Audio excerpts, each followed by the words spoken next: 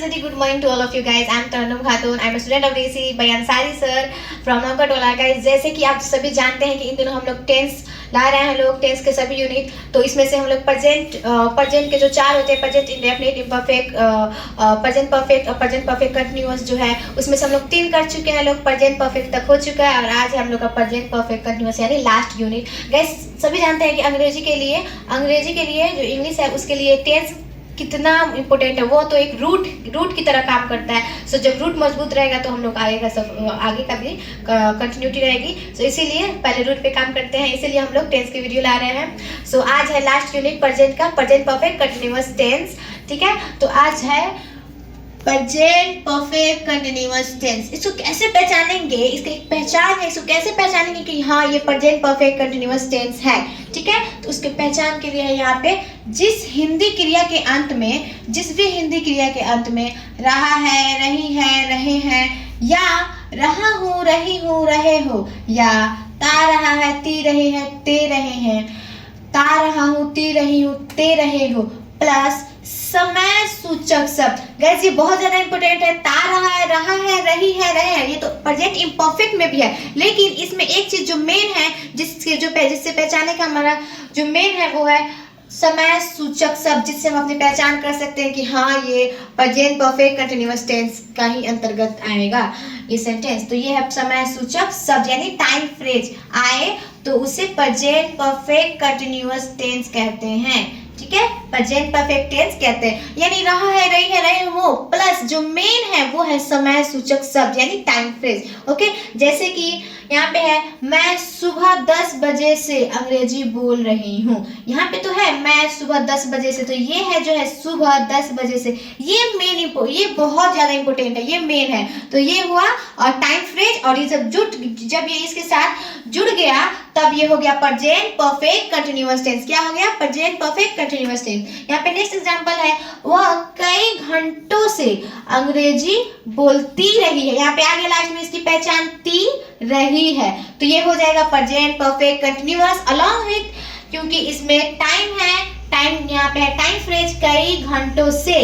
ठीक है, तो ये हो जाएगा प्रेजेंट परफेक्ट कंटिन्यूअस टेंस। ठीक है, तो इसको बनाएंगे तो यहाँ पे है हेल्पिंग वर्ब। हेल्पिंग वर्ब में 2 हेल्पिंग वर्ब रहेगा, हैज बीन और हैव बीन। ठीक है, फिर हैज बीन है वो किस सब्जेक्ट के साथ यूज करेंगे, तो यहाँ पे है ही, सी, इट तथा वन नेम के साथ ही, सी, इट तथा एक नाम जब आए तब हम has been helping verb has been का यूज करेंगे। ठीक है, और हैव बीन जब हमारा सब्जेक्ट आई हो, यू हो, वी हो, दे हो तथा मोर देन वन नाम हो। It means I, you, we, they हो, लेकिन और एक और है जो एक से अधिक नाम हो यानी 2, 3, 4 नाम आए तब हम ये हैव बीन हेल्पिंग वर्ब का यूज करेंगे। ठीक है, यहाँ पे नेक्स्ट है मेन वर्ब। ठीक है, तो यहाँ पे मेन वर्ब में जो वर्ब है उसका वर्ब का चौथा फॉर्म जिसमें आईएनजी का यूज होता है वो यूज करेंगे। ठीक है, नेक्स्ट है यहाँ पे गाइस जैसे कि मैं आपको बताई हूँ टाइम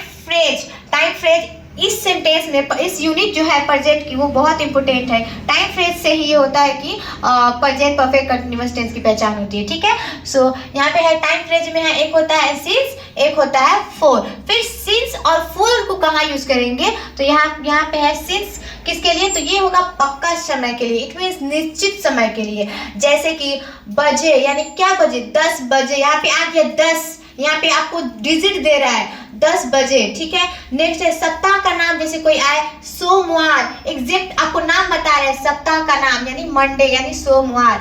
महीने के नाम में जैसे कि आए जनवरी तब यहाँ पे सिंस का यूज करेंगे। यहाँ पे मेन जो होता है ना एग्जैक्ट नाम बता रहे हैं मंथ का यानी जनवरी। यहाँ पे फिर यहाँ पे डिजिट आ गया 2022 यानी वर्ष का नाम जब आए, जब 2022, 23, 2019 यानी वर्ष का नाम निश्चित आए तब हम लोग 2022 में सिंस का यूज करेंगे लोग। यहाँ पे सुबह में, दोपहर में, शाम में, ऐसे हो ना सुबह से मैं पढ़ रही थी, मैं सुबह से लिख रही थी, वह शाम से खेल रहा है। इसमें हम लोग सुबह जैसे दोपहर आ रहा है तो उसमें हम लोग सिंस समय के लिए सिंस का यूज करेंगे, ठीक है। फिर है फॉर, किसके लिए यूज करेंगे? सो गाइज यहाँ इसके लिए हम लोग कच्चा समय यानी अनिश्चित समय, जो निश्चित नहीं है, अनिश्चय, उसको बोलने में तो लग रहा है कि हाँ हम लोग पढ़ाई कर रहे हैं, लेकिन कब से, कहाँ से, कब शुरू किए उससे कोई निश्चितता का बोध ना हो, निश्चितता पता ना चले। जैसे कि आप 1 घंटा में हो गया तो 2 घंटों से, कई घंटों से, कई सप्ताहों से, कई महीनों से, कई वर्षों से।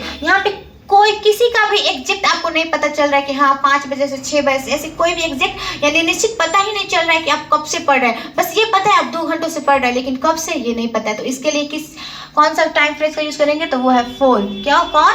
फॉर, ठीक है। यहाँ पे स्ट्रक्चर है, वो स्ट्रक्चर फर्स्ट है अफर्मेटिव का, ठीक है।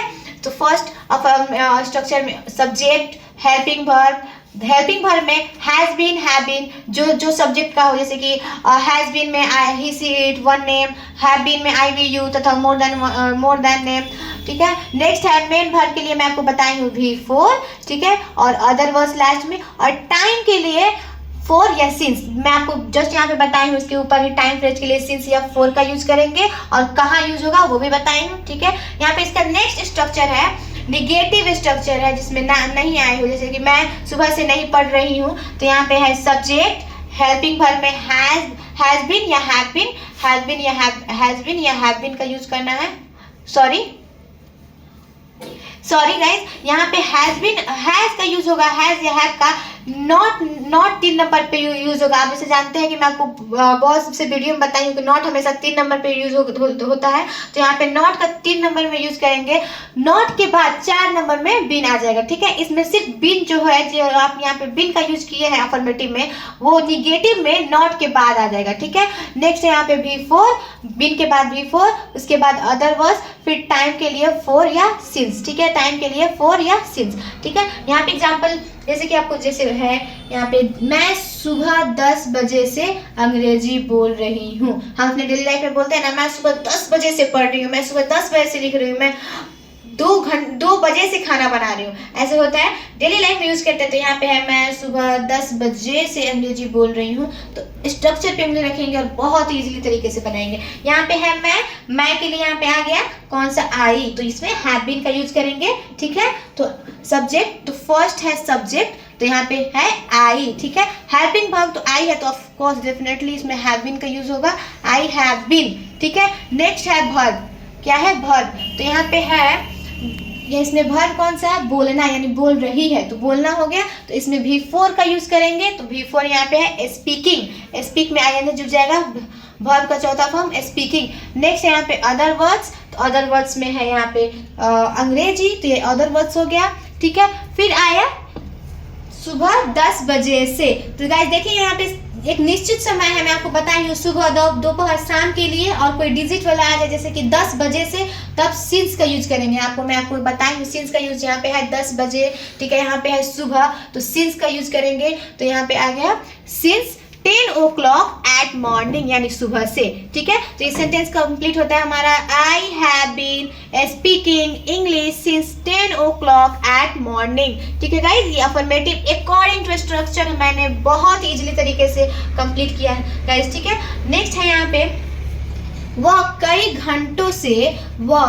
घंटों से अंग्रेजी बोलती रही है, ठीक है। तो अकॉर्डिंग टू स्ट्रक्चर मैं फिर से बनाऊंगी अफर्मेटिव, ये है सेंटेंस अकॉर्डिंग, आई थिंक ये अच्छा, ये अफर्मेटिव का जब मैं आपको बताई हूँ, इसका मैं निगेटिव बना देती हूँ, ठीक है। जैसे कि है यहाँ पे अफर्मेटिव, जैसे कि मैं सुबह 10 बजे से अंग्रेजी बोल रही हूँ, इसी का निगेटिव क्या होगा? मैं सुबह 10 बजे से अंग्रेजी नहीं बोल रही हूँ। तो इसके लिए अकॉर्डिंग टू स्ट्रक्चर बनाएंगे, आई हैव, ठीक है, आई सब्जेक्ट पहले, आई हैव, ठीक है। जैसे कि यहाँ पे जो आई के साथ हैव का यूज कर देंगे, ठीक है। और नॉट हमेशा 3 नंबर पे रहेगा गाइस, मैं आपको बहुत सारे वीडियो में बताई हूँ, नॉट हमेशा 3 नंबर पे, तो नॉट यहाँ पे 3 नंबर पे।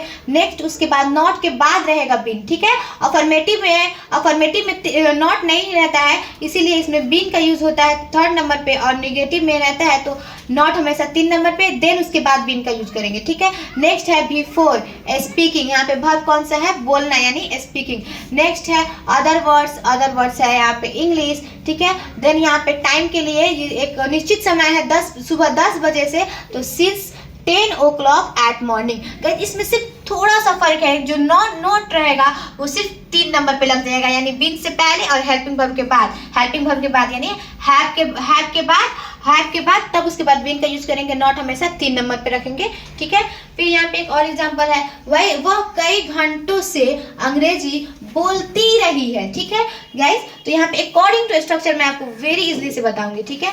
यहाँ पे है सब्जेक्ट, फर्स्ट बनाएंगे सब्जेक्ट, तो वह के लिए सी, ठीक है। और जब वह हमारा सब्जेक्ट रहेगा, सी लगेगा, तो उसमें हेल्पिंग वर्ब यहाँ पे हैज बीन का यूज करेंगे, ठीक है। मैं आपको पहले बताई हूँ कहाँ पे हेल्पिंग वर्ब का यूज करेंगे, किस सब्जेक्ट के साथ। नेक्स्ट है यहाँ पे बिफोर, ठीक है। बिफोर इसमें वर्ब कौन सा है, बोलना, तो स्पीकिंग, ठीक है। स्पीकिंग, अदर वर्ड्स के लिए इंग्लिश, ठीक है। एंड देन यहाँ पे है टाइम में फॉर मेनी आवर्स, इस क्योंकि ये अनिश्चित समय है, कई घंटों से, तो यहाँ पे टाइम के लिए यूज करेंगे, यहाँ पे टाइम के लिए यूज करेंगे फॉर मेनी आवर्स। तो यहाँ हमारा सेंटेंस कंप्लीट होगा, she has been speaking English for many hours, वह कई घंटों से पढ़ रही है, वह कई घंटों से अंग्रेजी बोल रही है, वह कई घंटों से अंग्रेजी बोलती रही है। तो ये हमारा सेंटेंस अफर्मेटिव कंप्लीट हो गया। नेक्स्ट मैं आपको इसी का नेगेटिव अकॉर्डिंग टू स्ट्रक्चर के अनुसार बताऊंगी।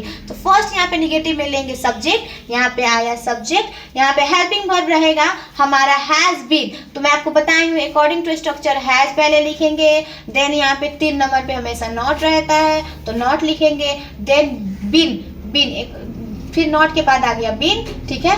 अकॉर्डिंग टू स्ट्रक्चर वर्ब का चौथा form speaking, other words English, then time के लिए इसमें यूज करेंगे फॉर मेनी आवर्स, क्योंकि ये अनिश्चित समय है, कई घंटों से, यहाँ पे मैं आपको बताई हूँ कई घंटों के लिए फॉर का यूज होता है। तो गाइस हम लोग का यहाँ पे नेगेटिव कंप्लीट होता है, she has not been speaking English for many hours, वह कई घंटों से अंग्रेजी नहीं बोलती रही है। गाइस मैं सिर्फ 2 एग्जाम्पल ली हूँ, आप 2 से 20 लीजिए एग्जाम्पल, 20-30 लीजिए और ऐसे ही घर पे प्रैक्टिस कीजिए। गाइस मैं आपको बहुत ही इजीली तरीके से इसको समझाने की अपनी तरफ से कोशिश की हूँ। आपको अगर वीडियो अच्छी लगी हो तो please like share and subscribe जरूर कीजिएगा। Thanks for watching, bye bye.